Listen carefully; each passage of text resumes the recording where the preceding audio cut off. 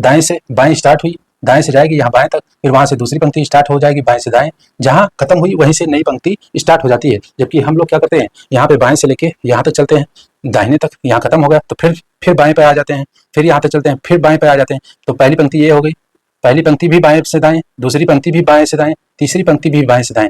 तो इस प्रकार अगर देखें तो हम लोगों की देवनागरी लिपि इस तरीके से होती है। जबकि सिंधु घाटी सभ्यता में बात करें तो इसमें यह लिपि बाएं से आपका दाएं से बाएं लिखी जाती थी, और पहली पंक्ति दाएं से बाएं, दूसरी पंक्ति बाएं से दाएं, फिर तीसरी पंक्ति दाएं से बाएं। इस प्रकार ये सर्पिला आकार जो है ले लेती है लिपि। तो सर्पिला आकार, ये सर्प के आकार के होने के कारण इस लिपि को सर्पिलाकार लिपि भी कहते हैं। इस लिपि को एक नाम और दिया जाता है गौमूत्रीय लिपि। यह किस प्रकार की लिपि है, आपको इसको समझने की बात है। इसको गौमूत्रीय लिपि भी बोलते हैं। गौमूत्रीय, जब गौ यानी गाय जब चलते चलते मूत्र का विसर्जन करती हैं तो वह इसी प्रकार का जो है आकृति बनाती हुए चलती हैं, तो इसलिए इसको गौमूत्रीय लिपि भी बोलते हैं। जब गायें क्या करती हैं, जब मूत्र त्याग करते हुए वह चलती रहती हैं, यानी वह रुकती नहीं है, मूत्र त्याग करते हुए चलती रहती हैं, तो इसी प्रकार का जो है लिपि बन जाता है। तो इसको भी ध्यान रखिएगा। तो इसको गौमूत्रीय लिपि, सर्पिलाकार लिपि भी कहते हैं।